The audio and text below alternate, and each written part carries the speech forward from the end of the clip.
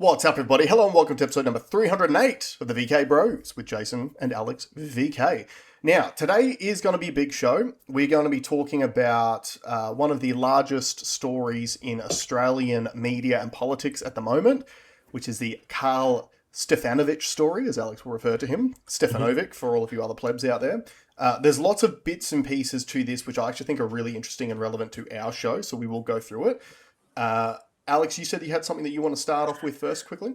Yeah, I was listening to my normal shows this morning and I had my earbuds in, so I didn't get to select what I listened to next, and it just put on a just some random Australian news thing.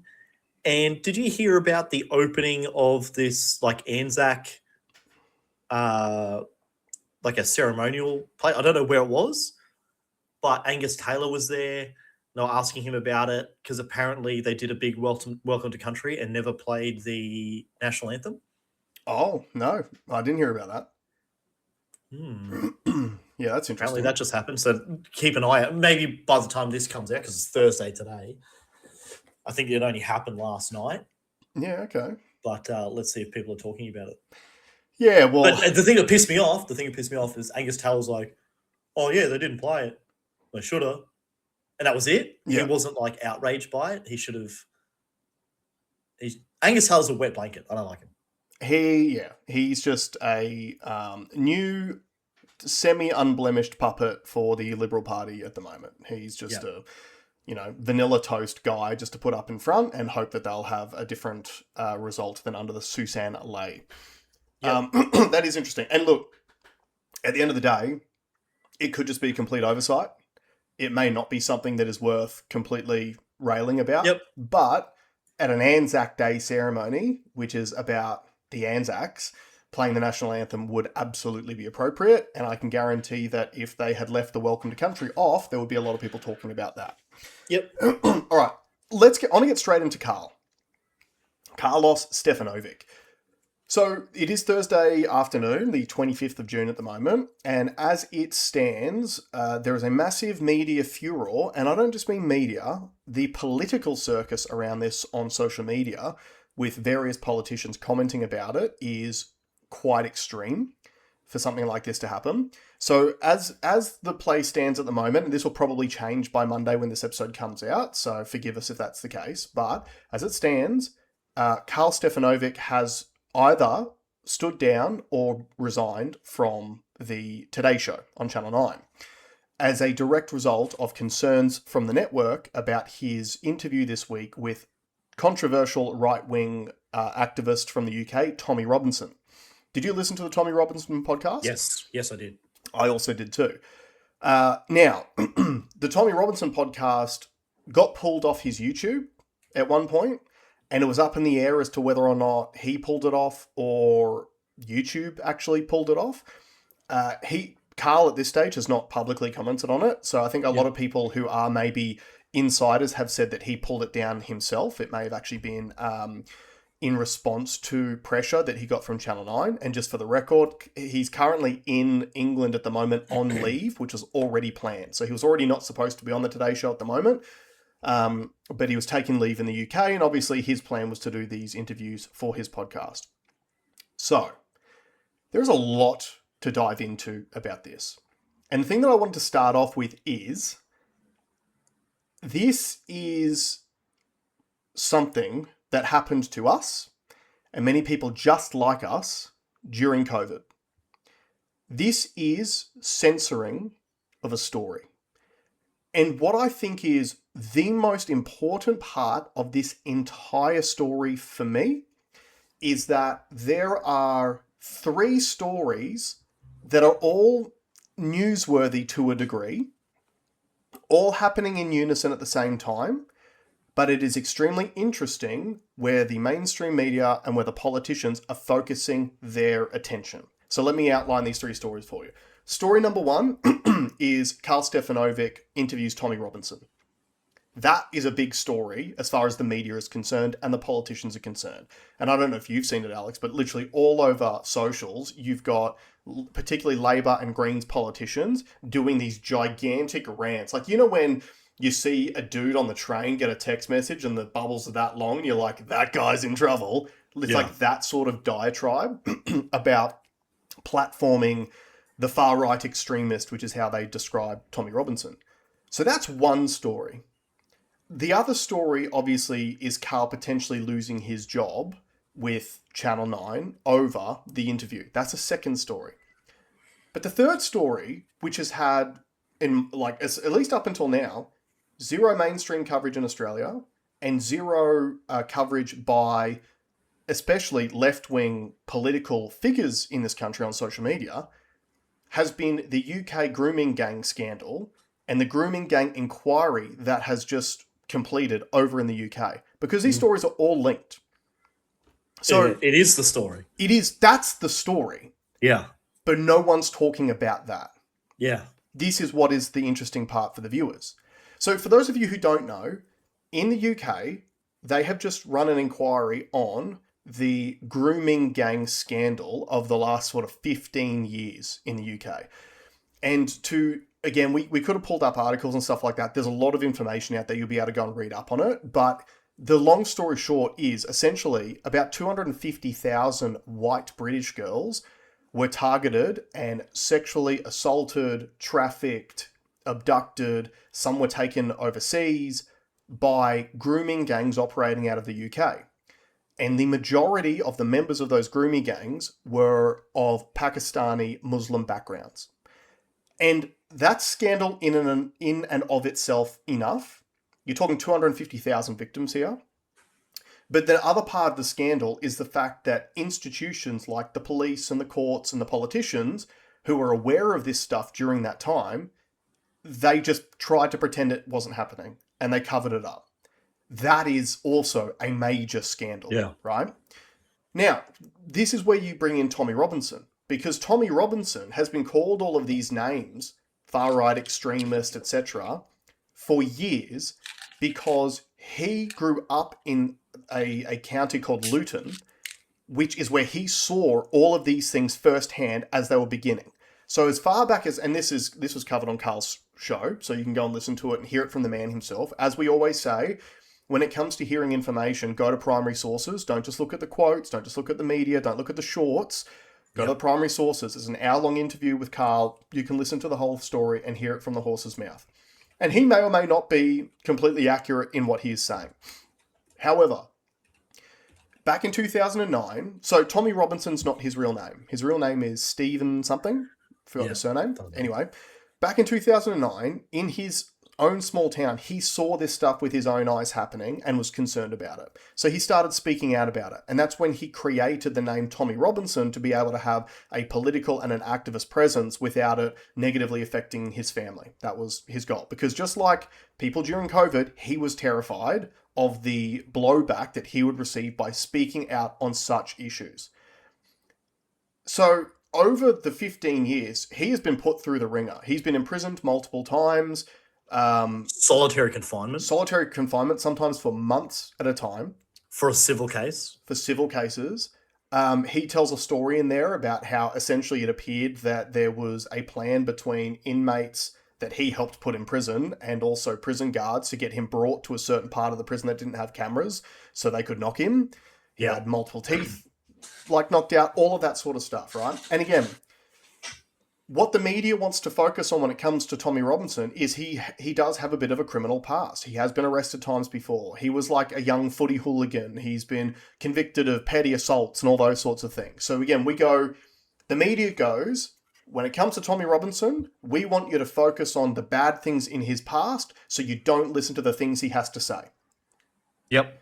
Right? And that is why the media and the politicians are going so hard at Karl Stefanovic right now, because clearly there is a reason why the mainstream media and the politicians do not want this story being given any airtime. Yeah. Now, Tommy Robinson was, he basically got the Alex Jones treatment. He was banished from the internet from 2017 till about 2022, 2023. And it was only when Elon Musk took over X that he was actually given a voice again. And he'd had all these legal threats and stuff in the meantime. And as you guys would know, the beauty of the social media age is you can actually get out ahead of things and tell the people your side of the story. Whereas in the past, you've never been able to do that. Because there's always been gatekeepers, right? And this is what Karl is experiencing right now, the gatekeepers. So, in other words, when it comes to this story, the thing that everyone should actually be talking about with real journalism is the fact that for over 15 years, 250,000 British girls were targeted, sexually assaulted, trafficked, raped, all of it. And the people that are in power that are supposed to protect those girls stood by and let it happen. Yeah. For the fear of being labelled as racist. That was essentially what it boiled down to. But that's not what our media is talking about, and that's not what our politicians are talking about.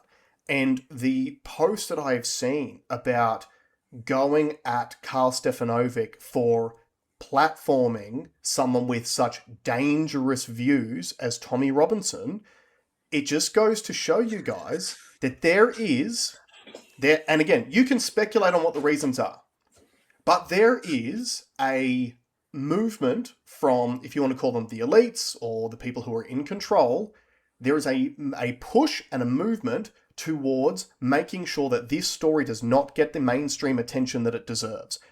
And it could be for a number of reasons, right? Maybe it is to be charitable. Maybe it's just because they are concerned about social cohesion and they don't want the Cronulla Riots 2.0 happening, right? That could potentially be the case. Yep.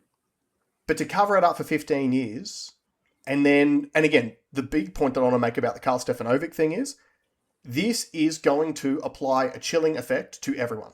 This is exactly what they did during COVID. When people who had profiles stood up and said, I don't agree with the vaccine rollout or mandates or anything like that, or the lockdowns, when they stood up and they put their heads above the pulpit, they were publicly executed in a career fashion, in a career sense. You know, people like Gina Carano is a really good example of it, right? Gina Carano was young, up and coming in Hollywood, was going to get her own spin-off series from The Mandalorian. Her career was going to the moon. And then she spoke out about vaccine mandates and they destroyed her career. And they do that for a reason. And they are doing it to Karl for a reason. And that reason is this. If we can destroy Karl's life, you bet your ass we can do it to you too. Yeah. Now, what I think is going to happen, this is very much going to be the Streisand effect, which independent media has proven that the existing system is losing power, doesn't have the influence that it once had. And independent media, because of the distribution methods, are so good, it's so easy to get your message out there. It's far more palatable, especially for young people. And the clip sharing and all that kind of stuff is a big industry. This will be good for him. But I think the point is apt, which is we should be really concerned. I have to say this part because this is the part I can't get over. Don't the left-wingers hate fascism? Yes, well, apparently. So what's more fascist than using the massive media companies to decide who can and can't speak? Yeah. Like, that's the definition. Mm-hmm. Large corporations deciding what happens. That's fascism. Yeah. And yet this is what... And the fact that... and I actually did clip someone on Instagram. Like I said, I don't usually comment on things. But Dave Hughes was having another one of his rants. And it's the same thing all the time. Oh, a multi-millionaire whinge about this. And like, you're such an idiot and blah, blah, blah. And I said, notice how the left always attacks the person, never the ideas. Correct. Because you can't argue with the ideas. That's you right. don't have an argument for the ideas. You just hate the guy. Yeah, you just want to destroy the reputation of the person so it discredits the message they are delivering. But if you it's have shooting the messenger. It's shooting the messenger. If you have half a brain and you listen to the content, and look, I have some friends on the right that will do the same thing. Someone in the past handled COVID the wrong way, for example, and therefore he won't listen to anything else that they say. And I don't think that's right. Which is what a right-wing criticism has been of Karl Stefanovic, right? Karl handled COVID the wrong way. He was on the Today Show. He pushed back a little bit, but it was too late. It was after The damage was the done. damage was already done. But at least he's gone on his podcast and actually apologized to his audience for it. Like, Yeah. when have we got an apology from anyone else? Not the cash cow, Koshi. Yeah. And this is something that Alex and I say all the time. Like, if you want, let's say that you are someone who was on our side, and again, I'm not going to use right and left wing. Let's say that you're someone who was on our side during COVID, right? And you did all the same things as we did. You didn't take the vaccine, you pushed back, you spoke up publicly, you did all those right things, and you were frustrated by seeing these people with large profiles who didn't do the right thing at that time. And then they do turn it around, like Dave Hughes, and they finally start talking about it and agreeing with the things that you're saying, and they do it publicly. The last thing that you want to do is try to tear that person down. They 100%. have learnt, right? They've had an experience. They've peeled the layer back, like we say on the show all the time. They peeled the layer back, had an actual understanding, and have uncovered what's wrong. Correct. And the only way you build support for your arguments is if you allow people to come over to your side when they actually see it for themselves. And it can take a lot for people to see these things for themselves. Like, a lot of these things, these are gigantic concepts. And we've got something else that we're going to talk about later in the show, which is just proof positive of a gigantic concept that we've been speaking about on this show for years, that we were called all of the names under the sun. Our own families thought we were insane, all those different things, right? But you have to welcome people over once they actually see it for themselves. And once you have seen it, you can't unsee it. And that's why I think that this whole Karl Stefanovic story it's actually a really, really important story for people to realize the fact that the mainstream media has not changed, right? So one of the things that I've noticed, and I'm sure you've noticed it too because you tuned into it, is now you've got all of a sudden media personalities, when they're interviewing Labor politicians on their shows, including the ABC, actually having hardball interviews and trying to hold them to account. That has been a significant change that I've noticed over the last 3 to 6 months. Would you agree? Mm-hmm. Yep. Right? And we talked about this during COVID a lot, right? There would be a narrative that would then be pushed by the media.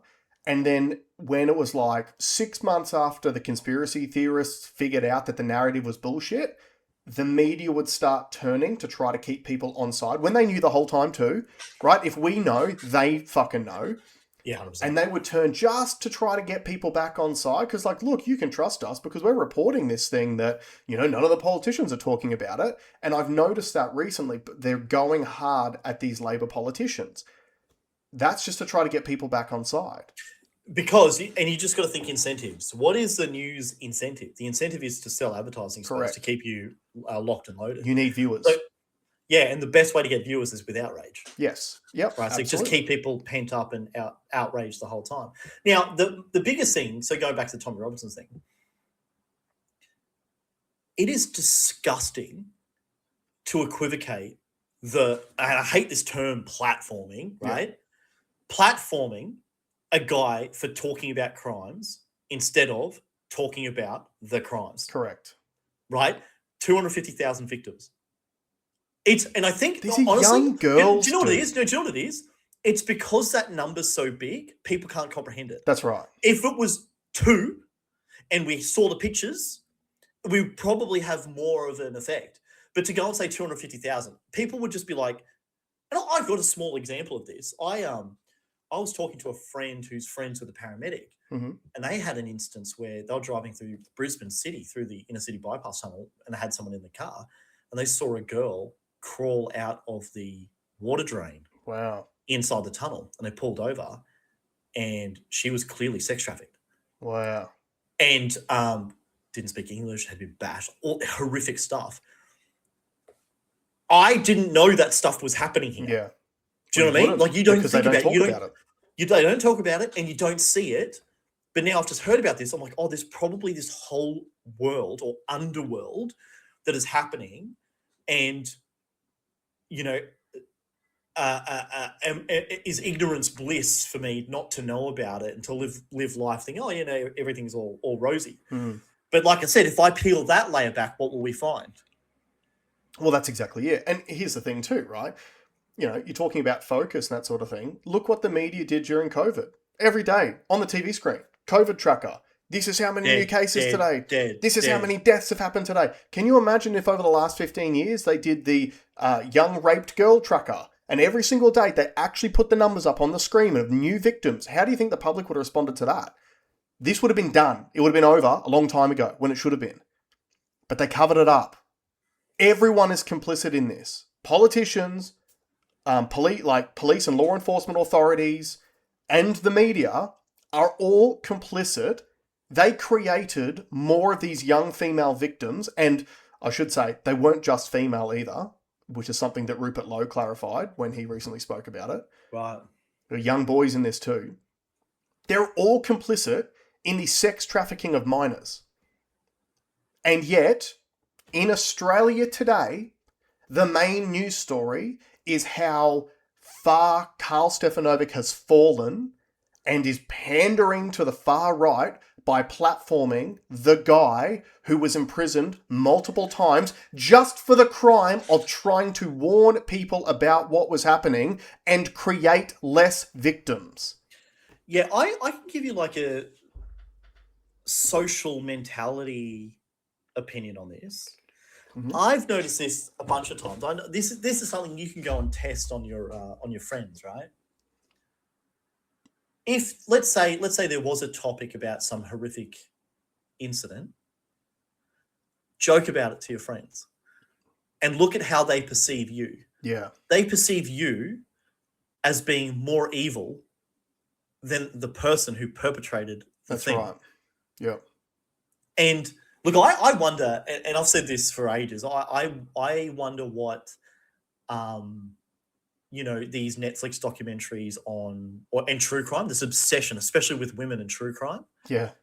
That we're glorifying and commodifying heinous acts. Mm-hmm. We're no different to going back and watching gladiators rip each other apart in the Colosseum. Yeah. Right? Tool has a song about it. Vicarious is it's sort of, we want to feel, there seems to be something inbuilt in human DNA to want to experience that stuff. Mm-hmm. But I've said this to people right to their face. So they're like, oh, how could you, joke about that? That's disgusting. It's like, we're talking about it. Mm. And yet right in this moment, you hate me more than the person that perpetrated the act. Correct. So and what it probably is, and this is me just thinking out loud, so I could be completely wrong. It's almost as if just because you feel bad now and I'm the one that made you feel bad, that's the worst thing that's happened to you. Yeah. And it's selfish. You're not thinking about the victim. Yeah, as far as that situation's concerned, the worst part of that, the worst way it has affected them is you making a joke about it in front of them. Pause, please. Yeah. All right, we're back. And there's situations like this all the time, and this is what people generally come to this show for, because we go early and we talk about the thing that makes your friends feel really uncomfortable because it's become this taboo subject that you're not allowed to speak about. But what they don't realize is that by not speaking about it, you are creating victims of the most heinous stuff that could be avoided if everyone just spoke about this stuff freely. So a couple of quick examples, right? We spoke about it early on with the vaccine adverse events. We were seeing it early on because we saw it in other countries overseas and we reported about it on the show.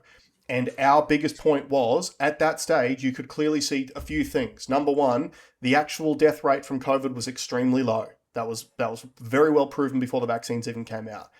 Number two, the amount of adverse events were far higher than what people were actually experiencing. So in other words, if you were a member of a young, healthy cohort, you were probably more likely to get damage from the vaccine than you were from COVID itself. And number three, having the vaccine didn't stop transmission anyway. So the whole sales pitch about you get vaccinated to protect granny wasn't saving people anyway. And us vocalizing that made people uncomfortable. Yep. So they shut it out. But fortunately for them, we got shadow banned off the internet for 4 years, which was great fun for us and for the show, because you're just trying to do things that will help people. It's the same as we went early on the trans in kids thing. We were speaking about it 3.5, 4 years ago on the show. And it sounds really uncomfortable because you're like, the system has told you, let people be who they want to be and blah, blah, blah. And yeah, we have no problem. When you're a fully grown adult, fully developed, free of any sort of marketing and manipulation in your childhood, by all means, if you want to live that life, go and live that life, son. Yep. But if you guys haven't listened to interviews with detransitioners who talk about how they were manipulated by well-meaning parents and a medical system which is designed around forcing them down that lifestyle as soon as they got in front of them, I suggest you do. Because those are the real victims out of all this. It's not the Tickle v. Giggle case where you've got Roxy Tickle who will get offended if you misgender him, right? That's not the real victim in this. The real victim is the teenage child who has their bits cut off because no one was honest with them about the realities of life. Yeah, another thread I want to pull on this too is just like the remove. So we're deplatforming people, and Yep. Karl's trying to be deplatformed. Even though, like I said, this will be much better for him. He'll go gangbusters because of this. Mm-hmm. But when you remove the ability for people to speak about things, it'll all, like, the truth will always come out eventually. Yep. It'll always come out eventually. Again, with all the COVID stuff, we predicted that would be 5 years down the line, and sure enough, we're right exactly where we said. We can segue into that story next. But even words, certain words where we're saying we can't, like, I was just thinking how we're going to get censored, definitely on YouTube, about using the R word all these times. So people go and use different words to try and sort of bypass it. Yeah. But that makes me think, is this all part of it? Do they know that the people are going to speak about this thing, and therefore they need to quash it any way that they can, and they can literally like demonetize your videos for even mentioning it? Well, look, absolutely, but it's like saying it promotes it. Do you know what I mean? Yeah, Like, exactly. That's the madness. Like, I wasn't going to grape someone today, but I've heard the word grape, so I'm going to go and grape someone because that's good marketing.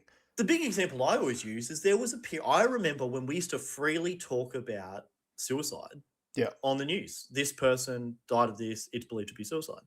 Then we made a conscious decision not to talk about it because I think at least the experiment that they're trying to run is maybe if we don't glorify it, less people will do it. Well, that number's gone exponentially up. Yeah. But we haven't gone and redressed using that term again. And then once a year we do Are You OK Day, and we say it's not weak to speak. Oh, you're just not allowed to every single day on the mainstream media news where people get the majority of their information from. Yeah. I just find that interesting. And that's very Orwellian, right? I think the Orwellian thing that you're bringing up is this is kind of like newspeak, right? So the platforms basically remove certain words from people's vocabulary. We saw it during COVID with ivermectin, for example. If you said ivermectin, you would get your show pulled, like we did multiple times. Yeah. Right? You remove those words from people's vocabulary, therefore people can't actually think in terms of those words. And something like, and again, we're probably already going to get censored anyway, so whatever, but saying rape, people all over social media at the moment are saying grape. Now, I don't know about you, Alex, but the word grape does not hit me to the same level as the word rape does. Are we trying to lessen the psychological impact of stories about people getting raped? Because it's a big fucking deal. Well, I think it's even worse than that. I think that there is a wave of this psyop that's going over the community to say that you should be offended by not even offended by, but words hurt. Yeah. Right. And remember when we grew up, it was the sticks and stones break my bones, words never hurt me. And now we have hate speech legislation. Flipped. Yeah, that's literally flipped. And I think the point of it is it is a destabilizing force. Because at the end of the day, a word is just a sound that comes out of someone's face. Yeah. It has no power. Okay. And it only has power if you give it power as the receiver of that information. That's okay. Right. So the words shouldn't mean anything. I had a conversation with someone yesterday that was like, they felt very uncomfortable saying a certain word. And I was just saying it. Because. Did you use an ER or an AH? Both. Because it's just a word. And you tiptoeing around it is giving it the power. Correct. Right? Yeah. But it doesn't have any power. It's just a sound. Yeah, okay? I absolutely agree. And then you also think too, like, what damage is done when you can't openly discuss it? Joe Rogan said it all the time, right? The best solution to like hate speech is like love speech. Better speech, more speech. Yeah. So if you why don't you put Tommy Robinson with someone from the other side and let the audience decide? But that's the thing; they don't want us to decide. Ding, They ding, have ding, decided, ding, ding. yeah, That's they the have point. decided for us how we're supposed to think about a thing. Exactly. And so this is the point at the actual, like, core of this story is the powers that be have decided they don't want native populations in Western countries pushing back against immigration from certain countries. Mhm. In other words, the powers that be want those people here. Now, I'll allow you to speculate on the reasons why they want those people here. In times throughout history, certain ideologies have been used to destabilize nations and have been essentially referred to as useful idiots when it comes to toppling regimes and empires and stuff like that. And maybe that's what the case is now. Maybe it's just because it's cheap labor and it's just... Oh, do you have to pause again? Yeah. Right. All right, back. And look, maybe it's just good old-fashioned capitalism, right? Maybe they just want to bring in people from places in the world who are used to a lower quality of life than we are and replace native populations with people who will accept a lower standard of living. Who knows? You can speculate on that as much as you like. But the key point is this. The system is burying the story for a reason. And here's the second key point too, which no one's talking about. For the last 10 years, every single control power that the system and the establishment has given itself has all been marketed to us in the West as being for our own safety.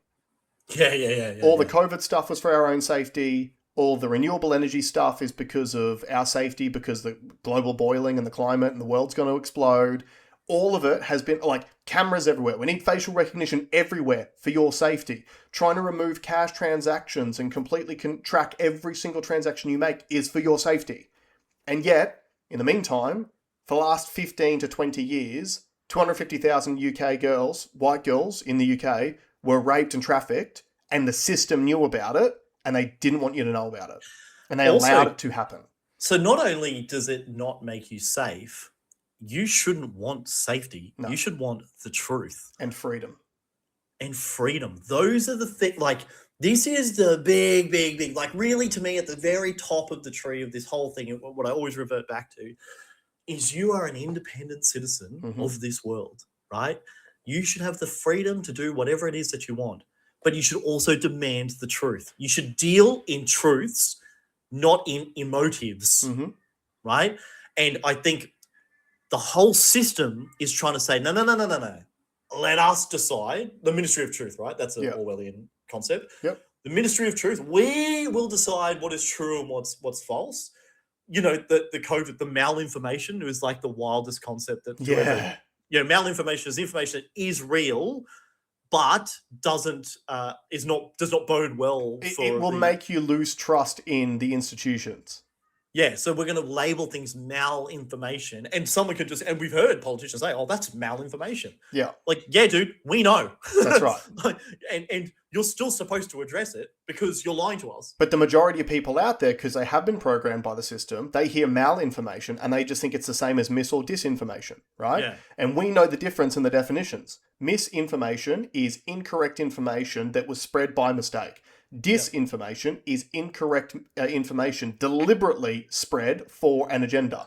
Malinformation is correct information, but if it is spread, it will cause people to lose faith in the authorities and the government. Like, there's three distinct things, but the majority of people just hear all three of those words and they just lump them all in together as, oh, this thing must be wrong, because they have said that.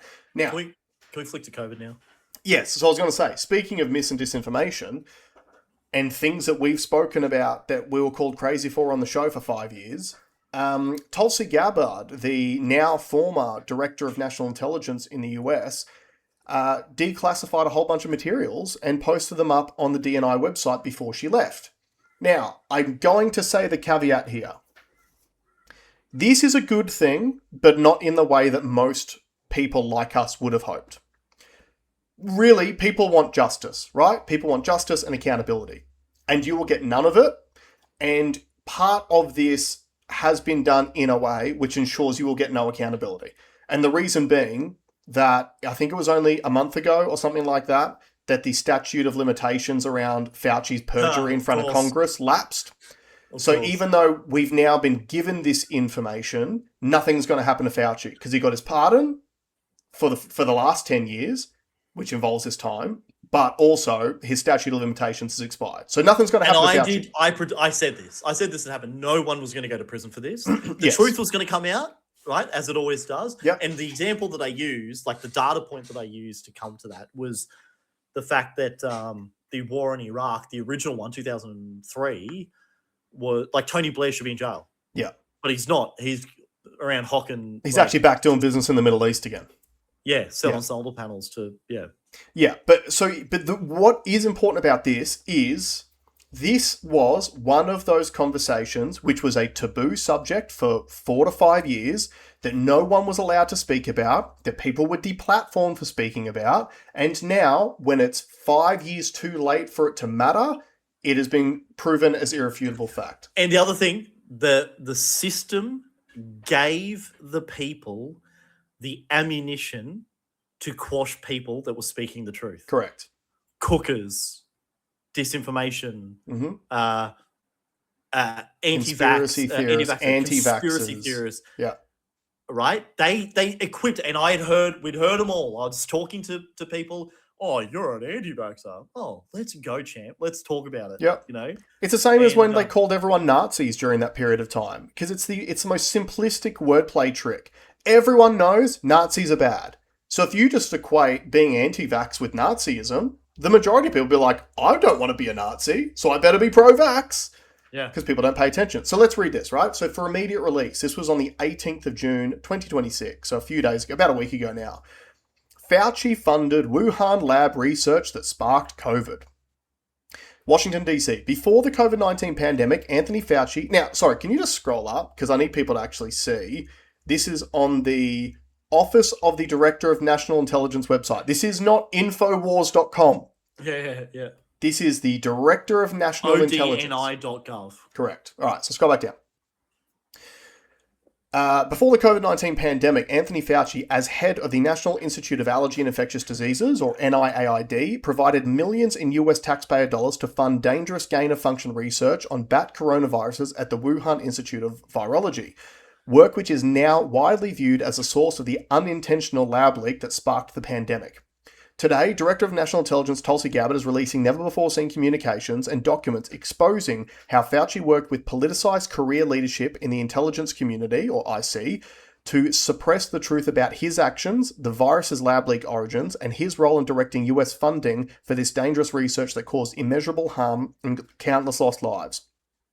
These documents expose Fauci's direct role in influencing and manipulating intelligence community assessments on COVID-19, and how Fauci lied to Congress in 2024 when under oath he denied knowledge of or participation in discussions with intelligence officials about viral research.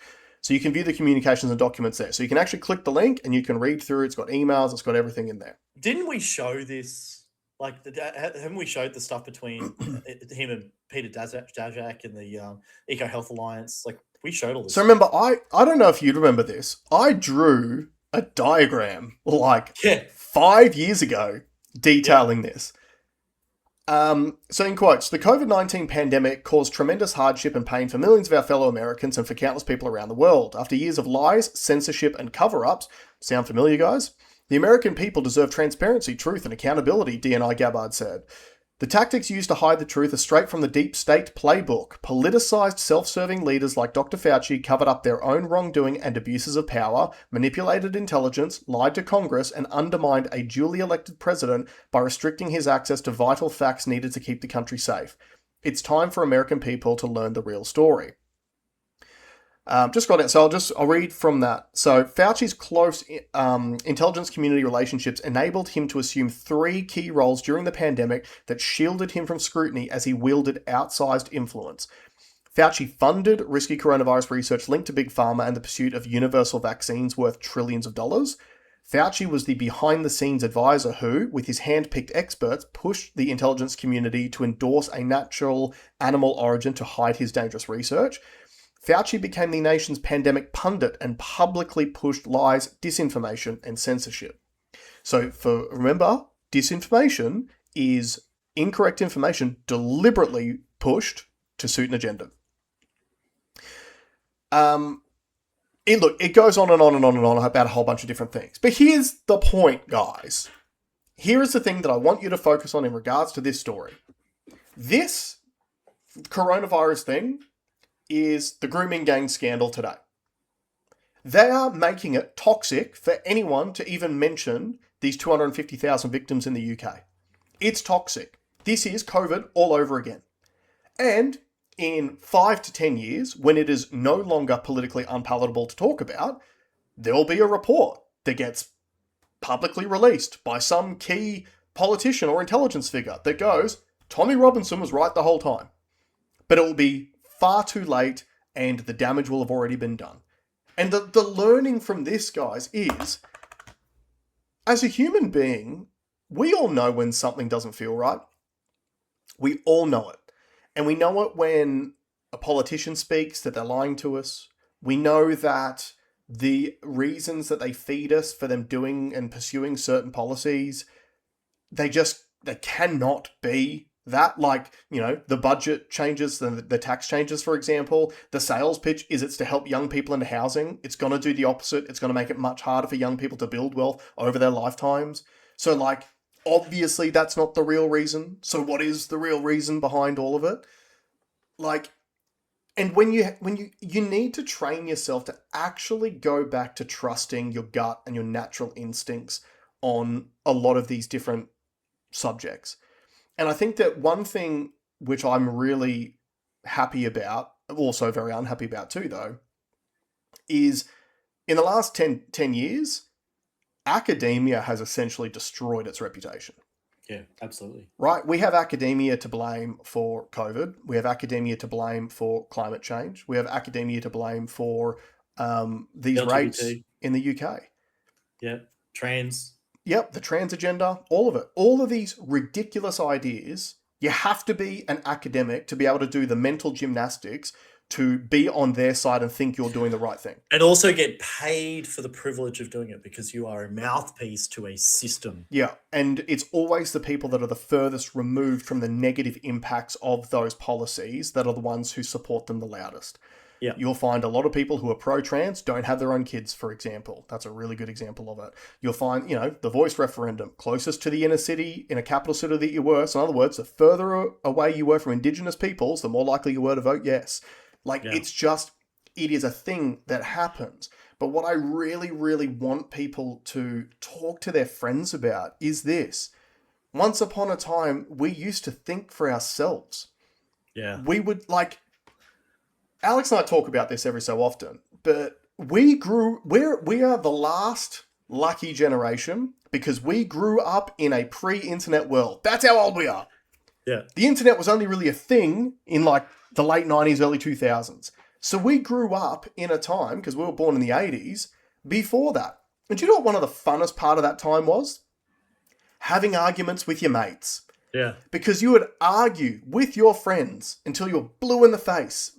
Because you couldn't just jump on your phone and go and find the answer. Dude, I remember arguing with my friends at high school for a whole week whether fish was considered meat. I was about to bring that up. The fish is meat scandal of whatever year that was. Yeah. A week. We were arguing, and Alex and I were on the same team. We were arguing that fish is fish. It's not meat, right? Yeah. But there was no way to clarify that back in the day. Yeah. So it actually forced you to explore ideas and use your brain and try to be logical and apply some of the lessons that you've learned and problem solving, stuff like that, to every individual situation. You're actually forced to think for yourself. Whereas nowadays, if any question is thrown on someone's table that they don't know about, they just go, what does my phone say about this? And they jump online. And whatever their algorithm is set to will feed them an answer that is in line with their worldview. And they go, I thought that's how I felt about it. And then they move on with their day. Then they start spouting that to their friends when they don't fucking know what they're talking about. Well, right? that's where I think the big thing is you have to be able to tie it to reality. Yeah. So, one of the things that we say, especially in the AI age, the age of AI and the age of deep fakes and whatever, is you can't believe what you see. So you're going to have some other verification model, which is somehow going to be tethered to your actual reality. Yeah, absolutely. Can you touch it? Can you feel it? Is there an example that you can give? It's like been my whole argument about the, I bring up policies, like my in quotes, my ideas for policies. And people look at me like I'm a crazy person, but I've just lifted them from other places that have done it successfully. Yeah. I didn't make it up. I just know history, or I know geography, or I know other political techniques, right? Yeah. But they've just never considered it. And instead of like what a reasonable person should do is ask, oh, tell me more about that. Oh, like be inquisitive. Don't just that burning feeling that you have in your chest when you hear something that upsets you is a trigger to realize you've been programmed. Yeah. And here's the thing though. You cannot ask those questions if they do not allow people who can answer them to have platforms. And that's why they've tried to remove Tommy Robinson from the internet. It's the Matrix, dude. Agent Smith. Correct. What is the point of a phone call if you no longer have the ability to speak? And on that note, let's leave it there. Thanks very much for joining us, guys. We'll see y'all next week.